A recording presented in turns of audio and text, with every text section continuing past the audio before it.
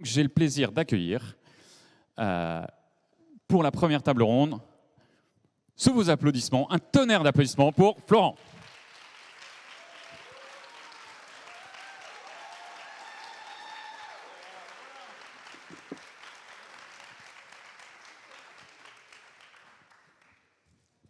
Bonjour, bonjour, bonjour. Il y a du monde, il y a du monde. Quelle star. Un petit peu d'eau pour commencer. Donc, je vais te laisser te présenter. Visiblement, tu as quand même pas mal de fans déjà dans la salle. Oui, oui, ils sont là, ils sont devant. Je vais me présenter. Alors, j'espère que le micro, voilà, j'ai resté bloqué comme ça. Normalement, j'ai la bougeotte, mais je pense que ça va aller. Donc, moi, c'est Florian Charpentier. Je suis indépendant depuis 6 ans. J'ai eu ma micro-entreprise pendant 4 ans, 4-5 ans, et je suis passé en société, en EURL, SARL, et moi, je suis créateur de contenu sur la micro-entreprise. Donc, j'explique tout ce qui est en rapport avec la comptabilité, la fiscalité, l'administratif, toutes les choses super compliquées, un peu chiantes. Moi, je l'explique de façon simple, accessible et avec un peu d'humour. Et je voulais savoir un petit peu, en main levée, qui est en micro-entreprise, là, un petit peu. Oula, il y a du monde. Oula, là, là, là, il y a du monde. Eh bien, c'est parfait. Du coup, là, je vais donner quelques exemples, un petit peu en lien avec la micro-entreprise, un petit peu en lien avec la société, maintenant que je suis en société. Donc voilà. Merci pour l'invitation. C'est un grand plaisir et on va commencer ce parcours dans la jungle pour découvrir 3 grands dangers que nous avons identifiés. On va un petit peu les détailler. Donc le premier danger qu'on a identifié ensemble et dont tu voulais que nous parlions, c'est l'ignorance. Et finalement, ce qu'il y a derrière l'ignorance, c'est un flot et un monde dans lequel on est submergé d'informations. Et le danger, c'est de ne pas savoir ce qui est applicable pour nous, que ce soit des problématiques de marché, juridiques, réglementaires. On est dans un monde qui est contraint. Et donc, je voulais qu'on explore déjà ce premier danger avec toi et au travers de quelques exemples. Et effectivement, la première chose que je dis à tout le monde quand on veut se lancer, ou même les gens qui sont déjà lancés, c'est de s'informer. Il y a beaucoup de gens qui démarrent leur entreprise et qui 3 mois, 4 mois, 5 mois après me disent Florian, je ne sais pas ce que je vais devoir payer. Ou alors, je ne savais pas que ça c'était obligatoire. Est-ce que ça, j'avais le droit de m'assurer, etc. Et pour moi, c'est hyper important de prendre le temps de s'informer parce que l'État ne vous prendra pas la main. Ce n'est pas l'État qui va vous dire « Allez, je vais t'amener sur la route de l'entrepreneuriat, on va faire ça ensemble ». Et malheureusement, on doit faire ça nous-mêmes. Alors, quand on est en société, on a la chance d'avoir des experts comptables pour pouvoir nous accompagner. Mais les experts comptables, ils ne connaissent pas tout sur le bout des doigts. Donc, la partie juridique, la partie assurance, etc. Donc, prenez le temps d'aller sur les sites dédiés, d'aller sur des sites, des blogs, par exemple, qui parlent de la micro-entreprise ou des sites qui parlent d'assurance, etc. Pour vous informer, pour comparer et pour apprendre, parce que c'est hyper important quand on se lance en tant qu'entrepreneur. On est à la fois expert comptable soi-même, on est à la fois juriste, à la fois commercial, à la fois community manager.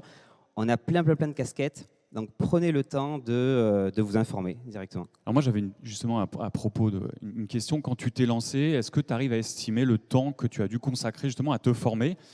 Et autre question, c'est où est-ce qu'on va chercher l'info? Est-ce que tu as des sites? Est-ce que tu as des endroits qui sont fiables? Parce qu'en fait, il y a quand même un sujet. Quand on va sur des forums ou sur des endroits, chacun est expert de tout et c'est hyper dangereux. Alors, le temps que j'ai passé à me former, alors moi, je suis passé par la route ne pas aller contacter l'URSSAF, ne pas contacter les impôts, parce que souvent, on va avoir des interlocuteurs qui vont avoir plusieurs sons de cloche. Moi, je suis directement allé sur la loi, le Code général des impôts. Il y en a le matin qui se lèvent avec leur café. Moi, je lis le Code général des impôts le matin. Donc, ce n'est pas la meilleure lecture, mais c'est intéressant parce que c'est la loi. Et derrière, il y a la bonne information exacte. Alors, je ne vais pas vous demander d'aller prendre un code des impôts. Je vais vous demander par contre d'aller sur des sites. Par exemple, l'URSSAF a fait un site un peu nouveau qui est incroyable, qui s'appelle mon-entreprise.fr. Ce site-là, alors ils ont fait quand même, il faut le dire, ils ont fait quand même quelque chose de propre. C'est un site qui va par exemple vous montrer les différents statuts, faire des simulations sur les cotisations sociales, si vous devez vous lancer en micro-entreprise, en société, etc. Donc voilà, mon-entreprise.fr. Et il y a la partie un petit peu comment dire, il y a la partie entreprendre.service public, donc qui est un site officiel avec plein de fiches pratiques sur les sociétés, la micro-entreprise, etc. Voilà. Donc, privilégier les sites plutôt de l'État qui a fait pas mal d'efforts, mais il faut aller chercher l'information soi-même. Personne ne viendra taper à votre porte pour dire « Tiens, ça serait bien que tu te renseignes sur ça ou ça ». C'est ça. Et même, alors, je vais quand même donner une petite info, même si vous trouvez une info sur le site de l'URSSAF, confrontez-le ailleurs sur notre blog ou une autre information, parce que des fois, même les sites ministériels ne sont pas à jour. Je prends un exemple, par exemple, du site impôts.gouv.fr. Alors, si nous revoient, coucou, il y a des fiches qui ne sont pas à jour, j'ai envie de leur dire. Donc, confrontez ces informations, parce que des fois, vous pouvez faire des erreurs fiscales, des erreurs sur les options que vous choisissez pour votre entreprise. Donc, confrontez ces informations. Et si vous avez 9 interlocuteurs qui vous disent « voilà, c'est ce montant-là », bon, je pense qu'on est sur la bonne voie. Alors sur ce premier danger aussi, moi, un petit retour d'expérience vécu, c'est toujours le si j'avais su, si on m'avait dit. Donc en fait, c'est vraiment aussi ce danger-là, c'est de se situer plutôt en amont pour ne pas se retrouver en face du...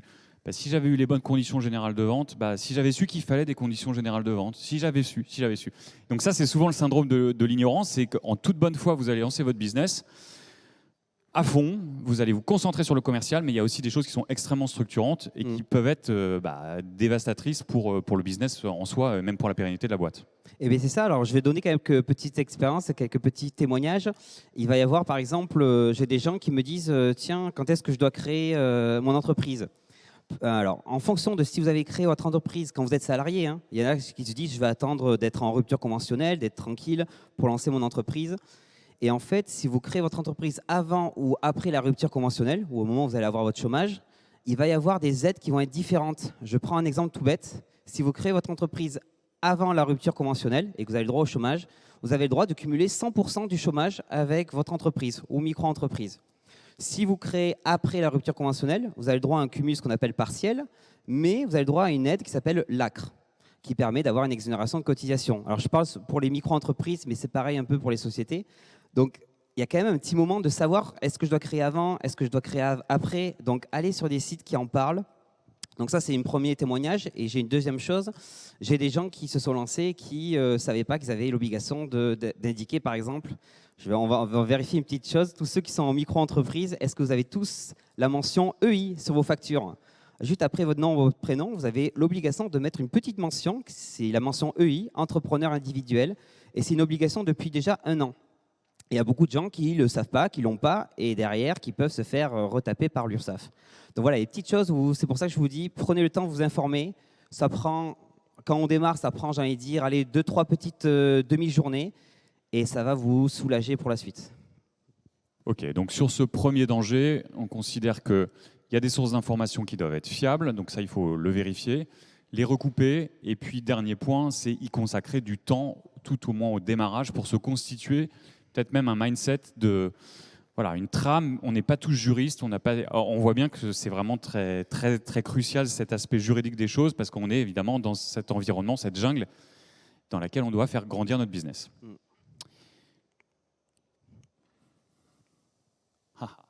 Deuxième danger, l'impatience. Alors, l'impatience, pourquoi j'ai marqué l'impatience? C'est, je reprends l'exemple de se lancer avant ou après la rupture conventionnelle. Il y a beaucoup de gens qui se lancent et qui, 2-3 mois après, se disent qu'est-ce que je dois payer? Ou alors, tiens, j'ai ça à payer, etc. Et il y en a qui se précipitent, que ce soit pour la création d'une entreprise ou que ce soit après pour, j'en sais rien, moi, la création d'un site web. Ça peut être, j'en sais rien, moi, le fait d'opter pour une assurance. Il y a beaucoup de gens qui vont, par exemple, si on prend l'exemple de l'assurance, se dire tiens, j'ai pris la première assurance venue, c'était la moins chère, etc. Et en fait, ils ne se rendent pas compte que derrière, il y a des franchises, ils vont avoir des engagements, etc. Ils vont se dire mais mince, si j'avais su. Donc, ne pas se précipiter. Prendre le temps, encore une fois, de comparer, de discuter avec d'autres personnes qui se sont aussi peut-être déjà lancées et qui sont passées par ces étapes-là. Et de pouvoir discuter avec eux en disant comment tu as fait toi, quelles sont les erreurs que tu as commises pour pas que je les fasse aussi de mon côté. Donc on sent bien que l'échange au sein d'un groupe ou d'une communauté qui partage des mêmes problématiques, toi tu le vis au quotidien, tu peux peut-être un peu plus nous expliquer ce que tu ce que tu vis avec ta communauté, comment vous interagissez, comment tu les renseignes, quelles sont les questions qui te posent aussi au quotidien? Alors, moi, je suis beaucoup sur les réseaux sociaux, Facebook, Instagram, YouTube. Et sur Facebook, il y a beaucoup de groupes, de communautés d'entrepreneurs où les gens vont pouvoir poser des questions. Alors, souvent, ceux qui sont sur les groupes un peu Facebook, vous vous rendez compte, il y a beaucoup de questions qui sont de base, qui reviennent redondantes. Et il y a beaucoup de gens qui sont pressés à vouloir se créer, à vouloir développer leur activité. Mais prenez le temps d'échanger et même de faire des recherches. Il y a beaucoup de témoignages, etc. Donc moi, les questions qui reviennent le plus souvent, c'est mais qu'est-ce que je dois payer? Quelles sont les obligations? Est-ce qu'on facture? Est-ce qu'on déclare CA encaissé, facturé? Et j'ai envie de dire, allez sur des communautés. Il y a des Discord aussi, il y a des Slack qui se font pour pouvoir échanger avec des gens. Donc, faites vos petites recherches, posez des questions. En plus, c'est sympa parce qu'il y a des gens qui sont passés par ce chemin-là. Donc, prenez le temps de leur poser les questions directement. Ok, donc pas d'impatience. Troisième danger, la négligence. Bon, c'est vrai que tout ça découle un petit peu de ce qui s'est passé avant.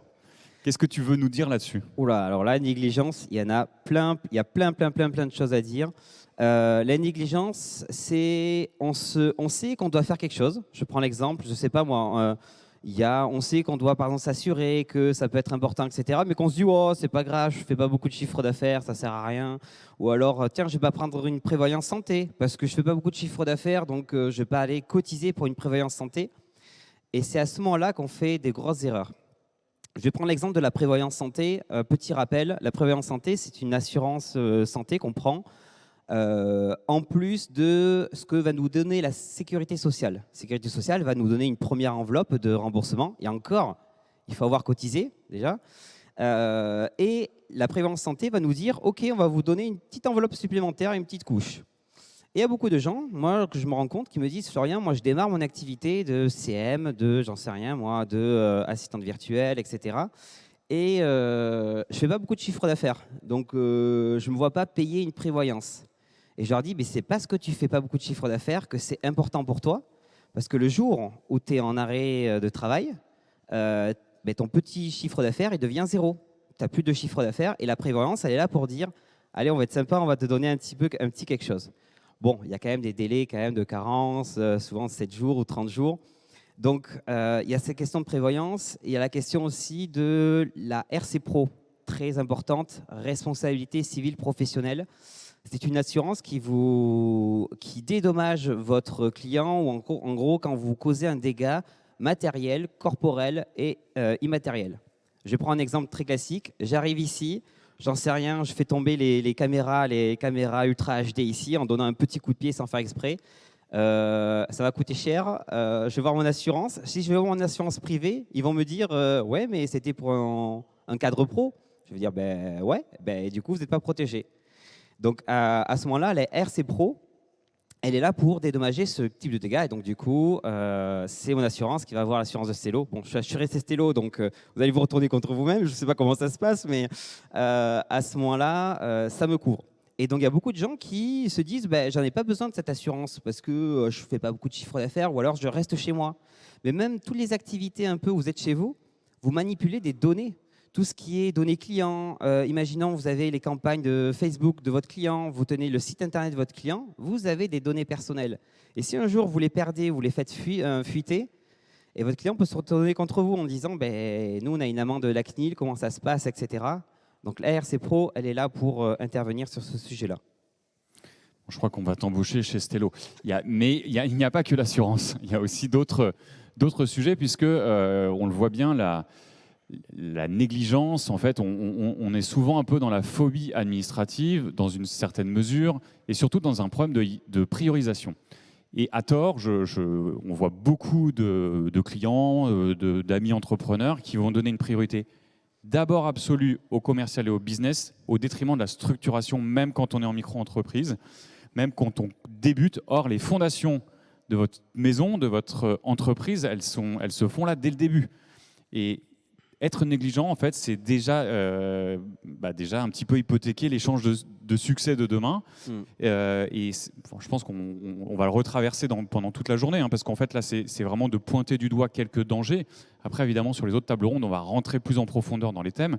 Mais ces dangers-là, il faut vraiment les avoir en warning, je pense, dès le début de l'aventure, pour se faire quelque chose de très structuré. Donc, selon les personnes, soit se faire entourer, soit déléguer ces sujets parce que c'est des choses sur lesquelles vous n'avez pas de plus-value ou de temps à perdre.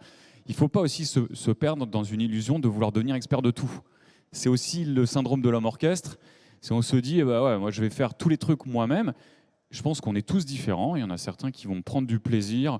Moi, quand j'ai monté mes premières boîtes, en fait, j'étais plutôt de l'école de ceux qui veulent, avant de déléguer, savoir tout faire.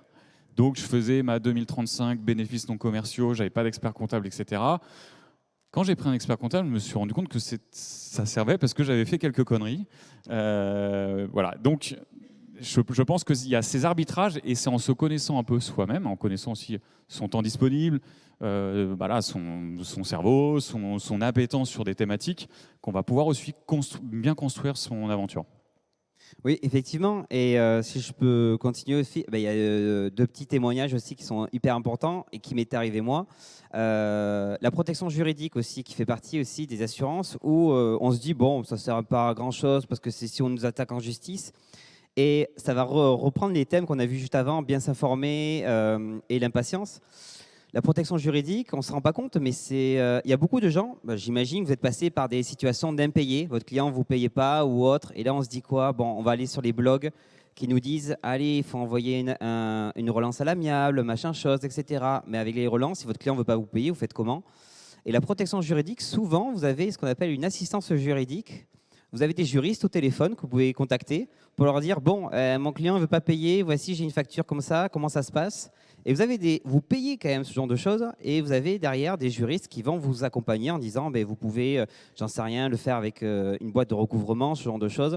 Et moi, ça m'était arrivé un jour, je tiens un blog sur la micro-entreprise et j'avais fait, je pense qu'on a tous reçu le petit courrier qui nous demande de payer en disant oui, vous venez d'être créé, super, il faut payer 200 € pour l'immatriculation, APE, affichage obligatoire, etc. Et moi, j'avais fait un petit article en disant grosse arnaque, il ne faut pas payer, etc. Et je reçois un jour, un week-end, un petit email qui me dit un avis de mise en demeure. Derrière, oui, diffamation, vous allez payer 300 000 € d'amende. Alors moi, j'étais en mode, oh là là, je faisais mon petit article de blog et je vois ça, je me dis, qu'est-ce que je vais faire? Je panique. Et je contacte ma protection juridique, super bien accompagné. Ils m'ont dit, bon, effectivement, si on n'a pas le droit de dire arnaque, même si ce sont des arnaques. Mais par contre, j'ai juste à enlever 2-3 mentions sur le blog. Et après, ils m'ont dit, bon, les 300 000 € d'amende, c'est juste pour faire joli, pour faire peur. Et j'étais dans mon droit. Donc, ils m'ont dit, vous pouvez contacter un avocat. On prend en charge les frais. J'ai dit, c'est génial. Je contacte un avocat, etc. Ça se passe super bien. Et j'étais content d'avoir vraiment des experts derrière, d'avoir un avocat et de ne rien payer. Et ça, grâce à la protection juridique. Donc, se dire, c'est bien, si demain, vous avez un problème avec une entreprise qui signe un contrat avec vous et vous avez vu des clauses un peu de non-concurrence ou d'exclusivité, vous dites « Ouh, c'est un peu border », vous pouvez contacter la protection juridique si vous en avez une. Et d'ailleurs, pour reprendre le sujet de l'impatience, quand vous souscrivez à des contrats ou autres, ou vérifiez, c'est toujours des contrats qui vont vous protéger à partir du moment où vous signez le contrat. Je prends un exemple. Aujourd'hui, si je suis en contrat avec une entreprise, un contrat de prestation de service, et que je prends une protection juridique, normalement, la protection juridique ne me protège pas sur ce contrat qui a été signé avant la protection. Donc faites attention à ça. C'est pour ça que je vous dis, ne tardez pas trop non plus, mais informez-vous en disant, mais peut-être que demain ou après-demain, je vais signer avec un gros client. Donc voilà, en gros, en termes encore de négligence, il y a plein de témoignages comme ça à vous raconter, quoi. Bon, on voit bien que c'est pas facile tous les jours d'être entrepreneur. Il faut savoir comprendre et bien s'entourer. Et c'est aussi un des points, je pense, qui peut contrer ces dangers, c'est qu'on a la chance de vivre aussi dans un monde où on a une accessibilité à des nouveaux services, à des nouveaux interlocuteurs, on a un accès à l'information. Là aussi, est-ce que toi, voilà, si tu avais quelques conseils à nous donner ce matin sur voilà, je sais pas, moi, des services qui te... Alors, on a beaucoup parlé d'assurance, j'ai dit que ce n'était pas une journée d'autopromotion, donc je te remercie, mais si tu en as d'autres, c'est cool. Aussi voilà, pour nous aider au quotidien, et je le dis, c'est aussi la facturation, des outils de facturation, des outils de compta. On voit bien que voilà, toutes ces thématiques, elles sont assez lourdes, elles pèsent dans un quotidien, et tout ce temps qui est gagné à bien structurer l'activité, à s'entourer des bons services, qui font gagner un temps précieux de compréhension et de mise en place des solutions, bah, ce temps gagné, il est évidemment consacré au business, à votre talent, à l'expression de votre talent, de vos prestations, de vos produits.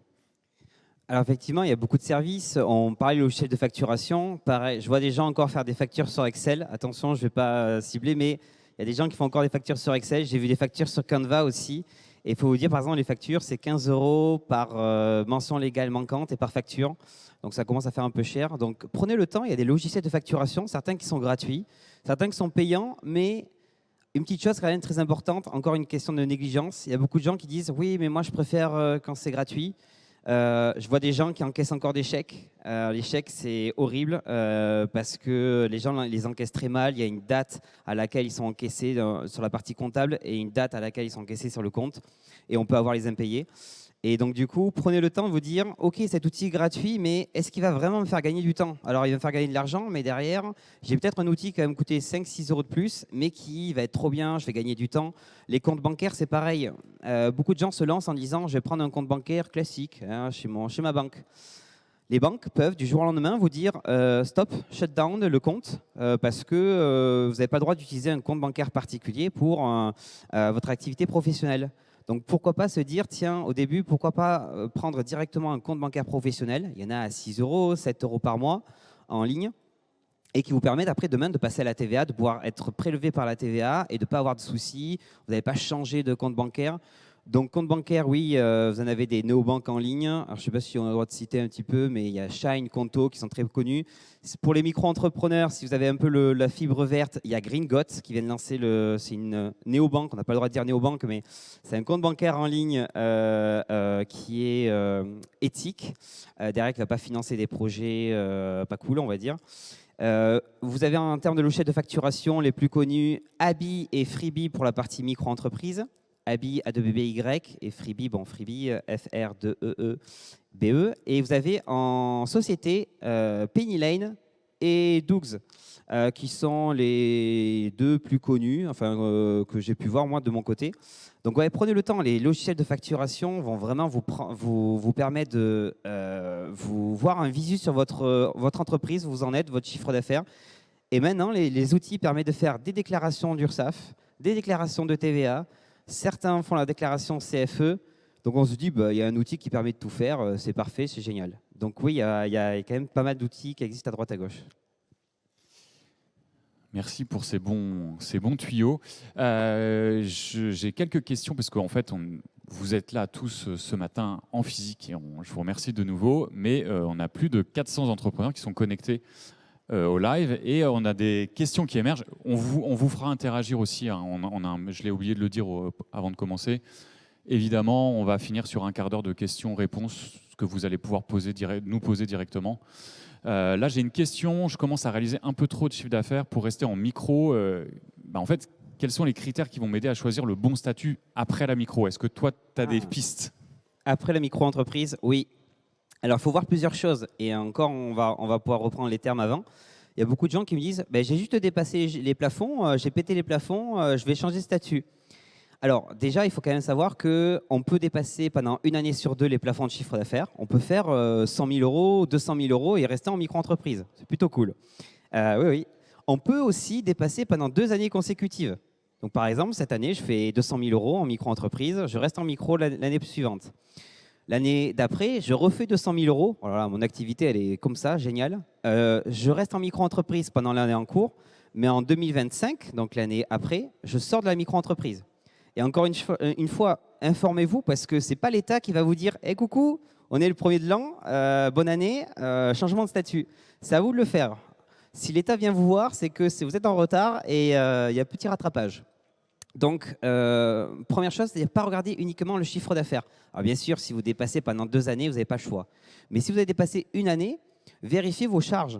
Alors, en micro-entreprise, on ne peut pas déduire les charges, mais on a ce qu'on appelle un abattement forfaitaire. Alors, je vais rentrer rapidement, très rapidement dans les calculs pour que vous puissiez avoir un petit ordre d'idée. Et vous devez connaître votre abattement forfaitaire pour les activités libérales, CM, assistante virtuelle, le design, la communication, c'est 34%.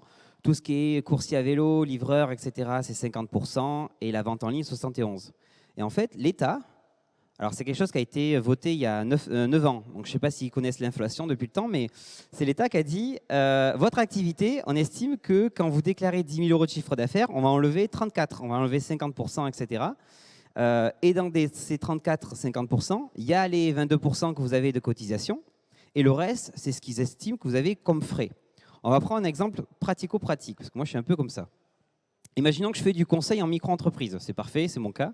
Et j'ai un abattement de 34%. Donc là, si vous devez faire quelque chose, vérifiez quel est votre abattement forfaitaire. 34%, je me dis OK. L'État pense que quand je déclare 10 000 euros aux impôts, j'ai 34% de charges, c'est-à-dire 22% de cotisation sociale. Et les 12% restants, c'est des frais professionnels. Ils estiment que comme je suis une activité un peu de conseil libéral, je n'ai pas beaucoup de frais. À ce moment-là, vous calculez vos frais professionnels, c'est-à-dire l'assurance, la banque, je ne sais pas moi, les déplacements, ce genre de choses, tout ça. Si ça dépasse les 12%, dans le cas des 34%, ça dépasse les 12%, c'est que quand vous allez dire aux impôts j'ai fait 10 000 euros, eux ils vont penser qu'il vous reste à la fin 6 600, ils vont enlever 34%, mais peut-être qu'il vous reste moins. Peut-être qu'il vous reste que 5 000 euros ou 4 000 euros. Et donc du coup, l'estimation des impôts n'est pas la bonne.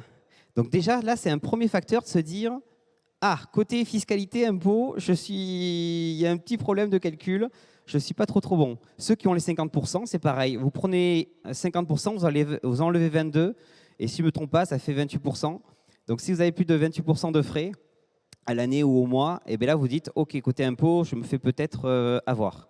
Après, il faut voir la partie sociale. Parce qu'il y a beaucoup de gens qui disent ouais, je peux passer en société, c'est trop bien. Il faut voir est-ce que côté social, vous allez vous retrouver les cotisations. Alors, il faut vous dire, petite expérience, je suis passé de micro à société. Je paye moins de cotisations sociales en société qu'en micro-entreprise. On dit toujours qu'il y a beaucoup de charges en société. Oui, effectivement, mais je paye moins d'URSSAF parce que c'est uniquement sur ma rémunération. Si vous allez demain sous-traiter, si demain vous allez faire, je sais pas, la sous-traitance, vous allez avoir des prestataires, etc. et tout, là, se poser la question, pourquoi pas passer en société? Parce qu'on peut le déduire. Si demain, vous avez un local professionnel, pareil, se dire, la micro, c'est sympa, mais peut-être que si j'ai un local, je ne vais pas y gagner tellement. Donc, en fait, il faut voir un ensemble de facteurs. Et si vous dites, OK, côté impôt, je me fais avoir, côté charge, je me fais peut-être avoir, autant passer à société. Et n'ayez pas peur de la société, parce que derrière, vous êtes accompagné par des experts comptables. Alors, il faut faire attention aussi. J'ai fait l'erreur de passer par une boîte d'expertise comptable en ligne qui ne m'a pas suffisamment informé. Donc, je suis allé un peu sur YouTube. Parce que moi, du coup, j'y pipais rien en société. Hein, j'étais vraiment en full micro. Et quand je suis passé en société, plutôt que laisser mon expert comptable m'expliquer les choses, parce que chaque fois, c'est des termes un peu lourds, je suis allé me former moi-même. Donc, je suis allé voir sur YouTube, etc. Et tout. J'ai vu des vidéos super bien. Et j'aurais pu faire des erreurs à passer par le premier expert comptable qui m'a dit ouais, trop bien, le capital, il ne sert à rien, le capital d'une société, c'est pour faire joli. Et alors moi, je me suis dit, c'est super, je vais mettre mon année de naissance, 1992, c'est parfait, c'est joli. Et en creusant un petit peu, quand on est en EURL, on peut se verser 10% du capital social de la boîte en dividende avec une exonération de taxes. Et là, je suis allé voir mon expert comptable, je lui ai dit, mais ça, c'est normal? Ah oui, c'est vrai, il y a ça. J'ai dit, mais quand même, c'est fou, vous êtes expert comptable, vous êtes censé me prévenir de ça. Donc, je m'étais informé à l'avance et il y avait aussi le choix du statut. Je pouvais passer en société, mais il existe maintenant l'entreprise individuelle à l'impôt sur les sociétés. Alors, c'est tout nouveau, c'est depuis 2022. Mais pareil, je suis allé les voir, je fais pourquoi vous m'avez proposé la société? Pourquoi pas directement l'EI où il y a moins de compta? Ah oui, c'est vrai, on aurait pu. Vous êtes expert comptable du coup ou pas? Donc après, je suis passé par une deuxième boîte et à qui ça s'est très très bien passé.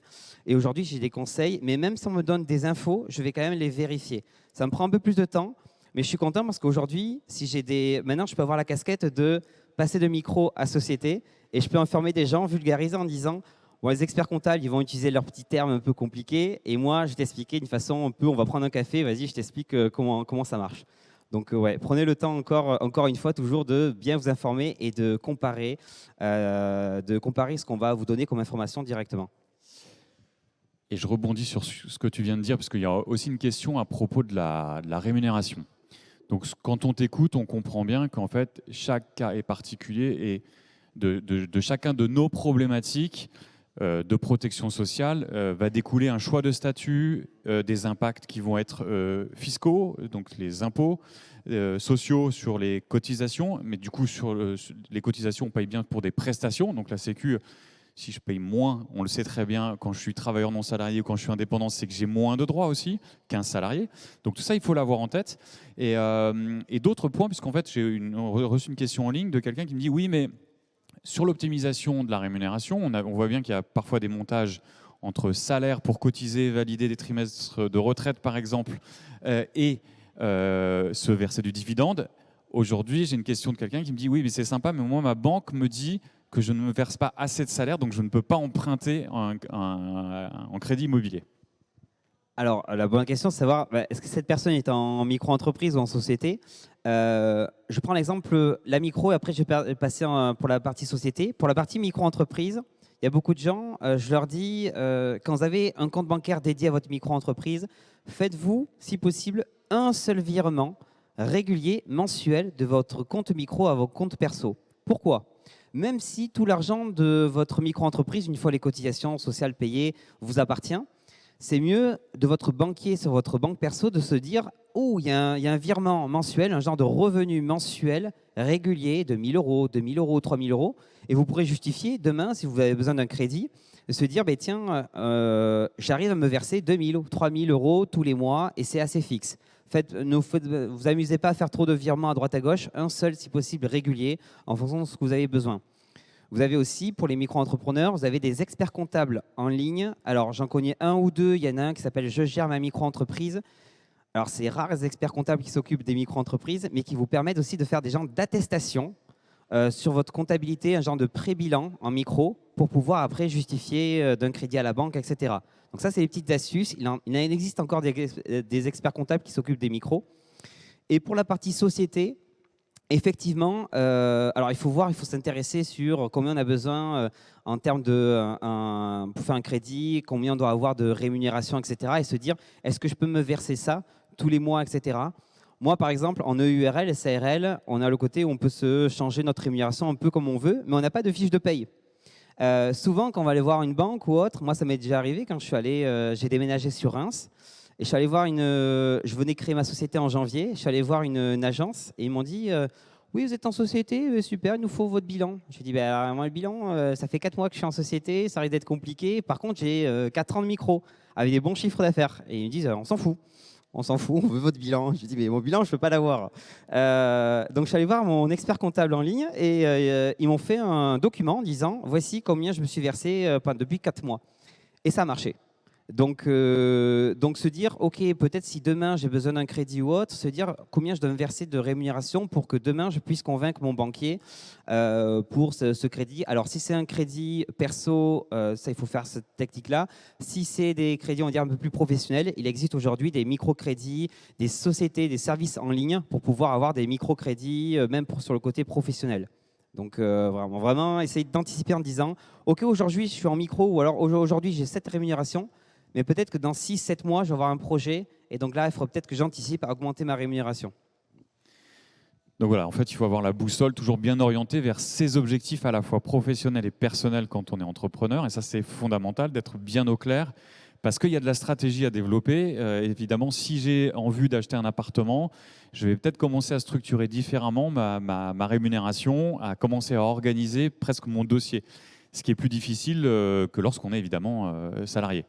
J'ai aussi reçu une question qui est intéressante. Donc, c'est en ligne, Florine, qui nous dit « Je suis photographe freelance et parfois, on me sollicite sur d'autres prestations de création qui ne sont pas de la photo. Est-ce que je peux néanmoins facturer sur mon statut auto-entrepreneur ?» Et la réponse est non. Alors, non, si ce n'est pas déclaré. C'est comme si je disais mais demain, on a besoin d'un grutier. Est-ce que je peux monter là demain dans une grue et exercer le travail? Non. Je pars toujours du principe qu'il faut déclarer l'activité. En principe, c'est comme ça que ça se passe. Il faut déclarer une nouvelle activité.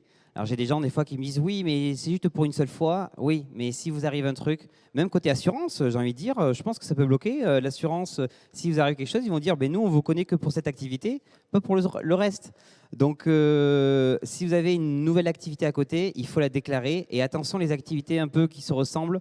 Le CM qui va faire aussi, je ne sais pas moi, le community manager qui va faire de la création de site web, il faut déclarer cette nouvelle activité. Alors maintenant, ça se fait en ligne, non sans mal, mais ça se fait en ligne. Des fois, c'est payant, des fois, c'est gratuit. Mais déclarer cette nouvelle activité, même si vous avez l'utilisé que 3 fois, déclarer cette activité. C'est très, très important sur ce point-là. Ouais. Merci beaucoup. Si vous voulez, on va passer aux questions. Ah non, pardon, il y avait un bonus. Oui, il y avait un solitude. bonus. Il y avait un bonus, la solitude. C'est vrai qu'on a parlé des dangers, etc. Et la solitude, c'est souvent, on la vit au début, on la vit pendant, et même des fois un petit peu après. Alors au début, parce qu'on est un peu tout seul, on est dans le bain, et on a des gens qui se sont lancés déjà, donc on se dit, oula, nous on est tout nouveau, on est petits débutants. Allez dans des espaces de coworking, des coopératives, il y a des boîtes aussi qui sont là. Vous n'êtes pas obligé de passer par la micro-entreprise ou directement passer en société. Il y a ce qu'on appelle des coopératives d'entreprise qui vous permettent de tester votre projet, de vous faire accompagner, et c'est avec des contrats CAP, etc. Donc prenez le temps de vous dire, tiens, je vais peut-être aller dans un espace de coworking ou des événements aussi. Je pense que dans toutes les villes, il y a des événements, bon, sauf Agen, d'où je viens, mais dans des villes, on va dire, à taille moyenne, il y a des événements professionnels. Donc entourez-vous, peut-être que vous allez avoir des gens, encore une fois, qui ont eu votre parcours. Prenez le temps. Et après, il y a la solitude aussi. Quand on est lancé, moi, ça m'est arrivé, je faisais mes vidéos dans mon bureau. Et là, je passe un cap où je suis passé en société. Et j'ai 2 apprentis. Je vais avoir une 3e personne que je vais embaucher. Et aujourd'hui, j'ai un petit décalage avec les entrepreneurs avec qui j'étais. Parce que ce sont des gens qui sont en freelance et qui facturent, qui vivent très bien de leur vie. Mais moi, derrière, je suis un peu en mode, je suis en train de passer en start-up. Enfin, un peu en mode start-up. Et je me dis, le problématique d'embauche, la problématique de le recrutement, ce genre de choses, là, je me sens un peu solo. Et c'est difficile, je me dis à qui je peux en discuter. Donc, je suis allé voir dans d'autres espaces de coworking. J'ai fait 1 ou 2 publications sur LinkedIn. Et j'ai des personnes qui m'ont dit, je suis dans ton cas. Vas-y, on va prendre un café, etc. Et tout. Donc, il ne faut pas hésiter à le dire. Tiens, aujourd'hui, j'ai cette problématique-là. LinkedIn, c'est parfait pour faire ça. Enfin, même si vous avez 100 personnes qui vous suivent, est-ce que vous connaissez quelqu'un qui, je ne sais pas, s'il connaît en recrutement? Est-ce que vous connaissez, si vous avez ChatGPT, je sais qu'il y a l'expert, je ne sais pas où il est, mais je sais qu'il y a l'expert ChatGPT. Vous pouvez utiliser ChatGPT, plus si possible, pour avoir des premières idées de brainstorming, etc. Mais ne restez pas seul, entourez-vous des gens autour de vous, et puis voilà quoi. Donc vous avez déjà suivi ce conseil puisque vous êtes là aujourd'hui. Donc c'est bien pour rompre aussi un peu avec la solitude de l'entrepreneur. Je vous propose qu'on vous entende sur des questions que vous pourriez avoir. D'abord, puisqu'on a déjà répondu à quelques questions en ligne, je vais faire passer un micro. Est-ce que vous avez des questions ?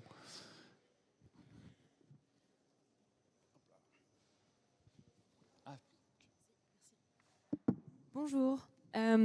Du coup, moi, c'est juste une question pour rebondir sur la question du photographe. Parce que moi, je suis dans ce cas où j'ai 2 activités, mais j'ai 2 RC Pro. Du coup, j'ai déjà répondu normalement à la question. Mais par contre, j'ai qu'un SIRET, parce que du coup, je suis en micro-entreprise. J'ai qu'un SIRET où j'ai mis un truc bateau, genre conseil, je sais pas quoi, enfin, j'ai fait un truc global.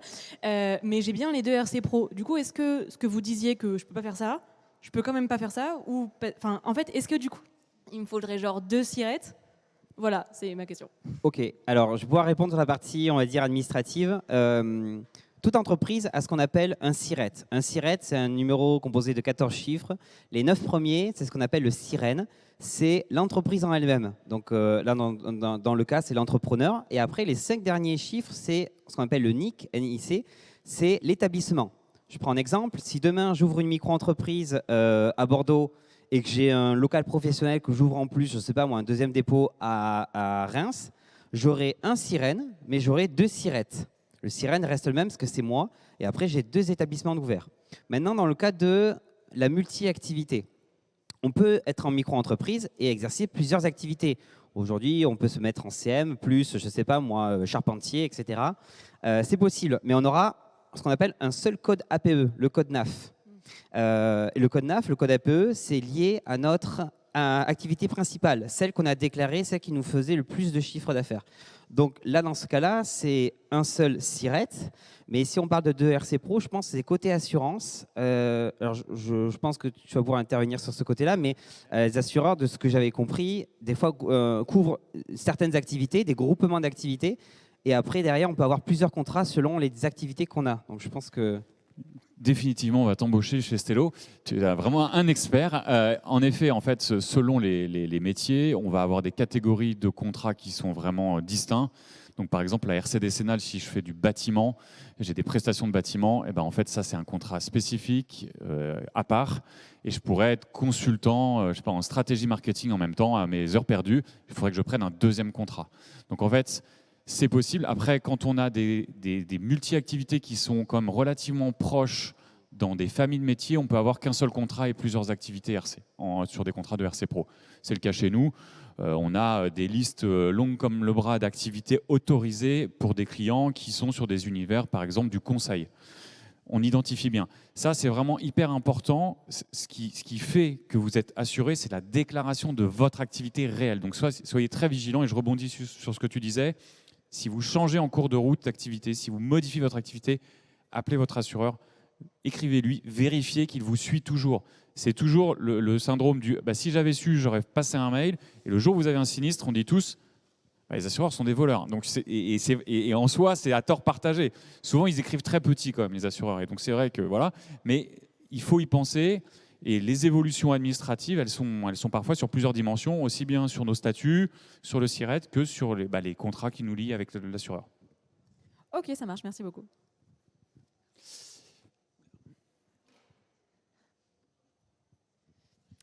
Merci pour ta présentation. Tu as parlé d'abattement forfaitaire et moi j'étais persuadée que quand on est auto-entrepreneur, on pouvait rien déclarer, on pouvait rien déduire comme charge. Et pourtant, j'ai jamais vu sur le site de l'URSSAF un endroit où je peux mettre mes charges pour que ça soit déduit de mes cotisations. Du coup, comment ça se passe pour obtenir cet abattement forfaitaire ? Ah ben c'est parfait. En plus, il y a une question en ligne qui rentre dedans. Tu fais quoi comme activité du coup ? Prestation de service, ghostwriting, conférences. Ok, d'accord. Ok, c'est parfait parce qu'en plus je vois la question qui dit qu'on peut expliquer les frais des bourgs, etc. Génial. Donc je vais faire un petit point, on va parler un peu fiscalité, je vais essayer de ne pas vous ennuyer avec. L'abattement forfaitaire, c'est pas vous qui le calculez. En fait, il se fait automatiquement. Sur l'URSSAF, quand on déclare notre chiffre d'affaires, tout se passe bien, on va payer des cotisations sociales sur le chiffre d'affaires. Sur la partie impôts, la CAF, Pôle emploi, tous les organismes comme ça qui vont vous calculer des aides, eux, ils vont vous demander souvent votre catégorie d'activité. Les impôts vont vous demander de déclarer sur une case spécifique, le revenu non commerciaux professionnels, etc. Les pôles emploi, alors normalement, en principe, Pôle emploi ne devrait pas vous demander l'abattement forfaitaire. Certains le font encore, mais Pôle emploi va vous demander votre catégorie d'activité. Ils vont vous demander aussi votre attestation de déclaration de chiffre d'affaires. La CAF va vous demander votre catégorie d'activité. Et des fois, ils demandent juste le revenu, la notion de revenu, c'est le chiffre d'affaires moins l'abattement. Donc cet abattement qui a été calculé, qui a été fixé il y a 9 ans, ils ont dit, pour les activités de prestation de services libérales, c'est du 34%. Donc ça, normalement, ce n'est pas à vous de le calculer, ce n'est pas à vous de l'indiquer, de faire les soustractions, etc. Ça se fait automatiquement. Et pourquoi il est là, l'abattement ? C'est que l'État a dit, bon, les micro-entrepreneurs, vous ne pouvez rien déduire. On ne fait que vous le dire. Vous ne pouvez rien déduire. Bon, vous pouvez récupérer la TVA, je vous le dis aussi, vous n'êtes pas obligé de sortir du statut. Mais vous ne pouvez rien déduire, les frais professionnels, etc. Mais ils sont sympas quand même, l'État. Ils vont dire, bon, allez, on va estimer qu'on va enlever 34% sur votre chiffre d'affaires et on va le faire, nous, de notre côté. Donc, ce n'est pas l'URSSAF qui le fait, c'est les impôts, la CAF, Pôle emploi. Et cet abattement, donc, il est fixe, 34%. Je ne sais pas pourquoi ils ont fixé ça il y a 9 ans, mais ils n'ont pas bougé. Est-ce que ça répond un peu à la question ou... Ouais, donc en gros, c'est sur la fiche d'imposition qu'on doit cocher la case qu'on est auto-entrepreneur dans la catégorie prestation de services libérale. Alors du coup, sur les impôts, il y a des cases à remplir. Il y a par exemple la 5HQ pour les activités libérales, il y a la 5KP pour les activités prestation de services, 5KO aussi. Je commence à les connaître maintenant. Et du coup, dès que tu vas remplir ici ton chiffre d'affaires, vous verrez sur l'avis d'imposition, ils vont enlever l'abattement forfaitaire. Il va y avoir le revenu directement. Il y a le chiffre d'affaires et le revenu indiqué juste avant. Et quand on vous demande votre revenu, c'est le chiffre d'affaires moins cet abattement. Donc, tu n'as rien à faire. Toi, tu déclares que ton chiffre d'affaires. Partout. Ton chiffre d'affaires. C'est à l'administration de calculer cet abattement. OK ? Et du coup, pour rebondir sur la question en ligne, les frais de débours. Alors ça, c'est un truc, vous allez en entendre parler un peu droite à gauche. Les frais de débours, c'est quoi? C'est une possibilité de pouvoir répercuter les frais à notre client sans payer de cotisation, sans le déclarer à l'URSSAF. Et je vois beaucoup de gens qui se trompent sur les frais de débours. Je prends un exemple. Allez, je suis charpentier et je dois aller sur un chantier et mon client veut que j'achète du bois du Japon. Donc je vais aller à Leroy Merlin, je ne sais pas s'ils vont en avoir. Je vais acheter ce bois-là. Et en fait, la possibilité des frais de débours, c'est refacturer à mon client ces frais-là que j'ai fait pour lui. Donc ça veut dire que Leroy Merlin va me faire une facture. Je dois demander une facture au nom de mon client, pas à moi. Moi, j'avance juste les sous. Et derrière, quand je vais facturer mon client, il va y avoir ma prestation, je ne sais pas moi, 500 €, plus 200 € de matériel, en marquant bien frais débours. Et derrière, ma facture, elle est de 700 €. Je vais déclarer qu'à l'URSSAF que 500 €.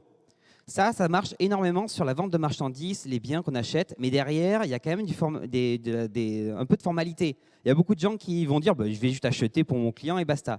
Non, vous devez faire un mandat de débours. Vous devez demander à l'autorisation avec votre client, avec un contrat, pour dire est-ce que je peux acheter ça pour tel montant exact, pour telle utilisation. Le client y signe, je vais voir mon fournisseur, je fais l'achat et après je donne la facture de mon fournisseur et ma facture à moi à mon client. Ça, c'est pour la vente de marchandises. Il y en a qui se disent mais c'est super, je vais l'utiliser pour la prestation de service. Je prends l'exemple, je suis community manager et j'utilise un logiciel pour gérer les réseaux sociaux de mon client. Il y a beaucoup de gens qui vont, ou alors, je ne sais pas, vous utilisez un prestataire, un web designer, un consultant en plus. Il y en a qui vont dire, je vais faire pareil. Mais en fait, vous n'allez pas y gagner grand-chose parce que si moi, je sous-traite à quelqu'un d'autre, je vais demander à mon client l'autorisation de faire telle dépense. Je vais voir mon sous-traitant, mon fournisseur. Je vais lui demander sa facture qui fasse au nom de mon client. Et au final, mon client, il a deux factures. Il a la mienne et celle de mon fournisseur. Donc, en fait, vous n'avez rien caché. Vous n'avez pas perdu ou gagné plus de sous que ça. Donc, les frais de débours dans la prestation de service, j'en ai fait tout un article précis sur mon site. Ça ne s'applique pas trop à la prestation de service. Et il faut que ça soit des frais engagés au nom et pour le compte du client final. Merci Flo, super. Une autre question? Oui, bonjour. Du coup, ça rejoint un peu les frais de débours. Je tends à faire des collaborations avec, je suis graphiste, à faire des collaborations avec des développeurs, des photographes, etc. Comment on fait quand on a envie de, je sais pas, postuler pour un projet, qu'on a un petit comité de freelance à postuler? Est-ce qu'on est obligé de faire des factures individuellement? Idem pour les apports d'affaires, par exemple, je pense. Comment on fait pour déduire ça en tant que micro-entreprise? On ne peut pas. Du coup, est-ce que c'est mieux pour moi de passer en société pour faire ça? Comment ça se passe? Alors, on va revenir après sur la partie apport d'affaires. Concernant s'il y a vraiment un groupement de freelance, si tout le monde est en micro-entreprise, ça va être un peu compliqué parce que soit tout le monde fait sa petite facture, mais je comprends pour client, ça ne soit pas le top du top. Il y a des plateformes en ligne, alors j'ai plus le nom, qui permettent aussi de faire ça. C'est-à-dire qu'en gros, c'est la plateforme en ligne qui va gérer la facturation directement avec le client et qui va faire le lien avec les différents freelances. Mais j'ai plus le nom, ça me reviendra cet après-midi sûrement. Il y a aussi un truc qui s'appelle le groupement d'intérêt économique, GIE. C'est un genre de statut un peu spécial où on dit, voilà, il y a tant de personnes, on va bosser sur tant de projets, et voici comment on va se répartir, on va dire, les sous. Donc, le groupement d'intérêt économique. Dans la pratique, est-ce que ça marche très bien? Je ne sais pas. Dans la théorie, c'est censé aider pour faire ce genre de choses. Et des fois, il y a la technique du plouf-plouf qui est en société. Et c'est plus facile de faire passer celui qui est en société parce qu'il va pouvoir déduire tous ses frais. Donc, il va absorber tous les coûts. Il va facturer ça au client et donc du coup les différents freelances vont lui facturer directement les frais. Et après il y avait une question sur l'apport d'affaires du coup. Les apports d'affaires, du coup là j'ai eu le cas avec un développeur qui m'a rapporté un contrat, donc on s'est fixé par exemple 5%. En fait du coup moi je vais payer des taxes dessus alors que je vais lui donner. Enfin, je ne sais pas comment faire en fait. C'est toi qui gagnes des sous ou c'est lui qui gagne des sous? Non, c'est lui. Enfin, en fait, je lui verse 5% parce qu'il m'a apporté un contrat. D'accord. Et du coup, comment faire pour le déduire de mes charges? Ah ben non. Oui, c'est lui qui va te facturer, l'apport d'affaires. C'est-à-dire qu'il va te facturer les sous. C'est-à-dire que toi, tu lui dois des sous, c'est ça? Oui. Ok. À ce moment-là, il doit te faire une facture. Okay. pour te dire, ben tiens, tu me dois tant de sous et c'est facture comme un frais, ouais, c'est comme un frais professionnel. Dire, Ok. toi, tu peux pas le déduire malheureusement, ouais, c'est ça. Et voilà, je voulais savoir si je pouvais le déduire ou pas. Non, non, non. Ouais, du coup, là, il faut vérifier en termes de frais, est-ce qu'il vaut mieux passer en société. Après, il faut te dire qu'il t'a apporté des sous aussi. Donc, tu as ce côté-là. Ouais, ouais. Ok, ça marche, merci. Je vois qu'il nous reste 5 minutes, donc on va prendre les dernières questions. On va équilibrer un peu de ce côté-là, si tu veux bien. Je vais essayer de répondre assez vite. Je suis le gardien du temps. Bonjour. Bonjour.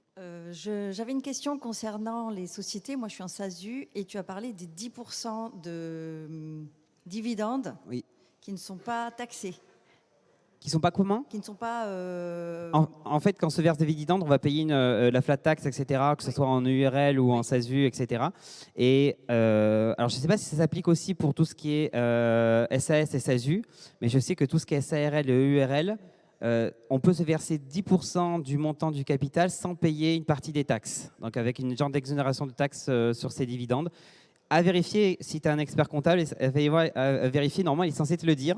Bah, justement, il m'en a jamais parlé. Ah, voilà. Comme tu disais que les comptables ne savent pas tout. Eh bien, c'est parfait. Maintenant que tu as l'information que ça peut s'appliquer sur les EURL et SARL, tu peux aller sur Internet et tu tapes exonération, dividende, capital, pourcentage du capital. Et au moins, tu vas te dire, bah, tiens, si tu vois que c'est possible, tu vas voir ton expert comptable en disant, mais je te paye pourquoi du coup Donc voilà, au moins tu pourras le vérifier. Mais je ne sais pas si ça s'applique pour les SASU du coup. Ok, merci. Alors, on va prendre les dernières questions. Je regarde le chrono, 3 minutes. Si vous avez des dernières questions, je regarde en ligne aussi. Bonjour. C'était au sujet de la rémunération dont vous avez parlé tout à l'heure. J'avais cru voir quelque part qu'on était limité à 5 000 € de rémunération, de se verser du compte pro vers le perso. Je ne sais plus où j'ai vu ça, mais je voulais savoir si c'était vrai ou pas. Eh bien, j'ai envie de dire. Alors, du compte pro au compte perso, une limitation Oui. de 5 000 €. Alors, non. Pas que je sache. On peut se verser autant qu'on veut. J'ai pas vu d'informations. Alors moi, quand c'est comme ça, il y a le on m'a dit que ou j'ai vu que. Ce que je vais faire, c'est que je vais aller directement sur les textes de loi et vérifier si c'est vrai. J'en ai pas vu. Alors on pourra venir me voir après. J'irai directement sur les sources de loi s'il y a ça. La seule obligation sur les comptes bancaires. Alors je sais pas si tu es en société ou tu es en micro-entreprise. En micro. En micro, la seule obligation qu'on a, c'est une obligation des 10 000 €. C'est-à-dire qu'en gros, si on fait 10 000 € de chiffre d'affaires pendant 2 années consécutives, donc 10 000 € par an, pendant 2 années consécutives, on doit avoir un compte bancaire dédié. Dédié ne veut pas dire forcément compte bancaire professionnel.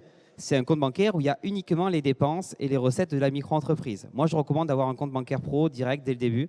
Mais il y a ce seuil de 10 000 €. Il y avait avant un seuil de 5 000 € qui permettait d'avoir l'obligation d'avoir un compte bancaire, mais ça a été supprimé avec la loi Pacte.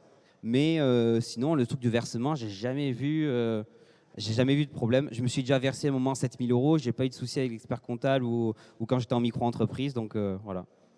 Ok, merci. Allez, une petite dernière si vous voulez. En tout cas, dans l'intervalle, j'ai en ligne, je remercie Alexis Chevalier qui nous donne le tips de Collective Work qui permet de facturer plusieurs freelances à un seul client. Voilà. Je répète, Collective Work. Merci, comme ça, j'ai pas besoin de faire la recherche, c'est parfait. Voilà, un vrai travail d'équipe. Il n'y a plus de questions. Je vérifie juste en ligne. 1 minute 35, on est bien dans le timing. Non, c'est OK. Flo, je voulais te remercier et je voudrais qu'on applaudisse vraiment bien fort Flo.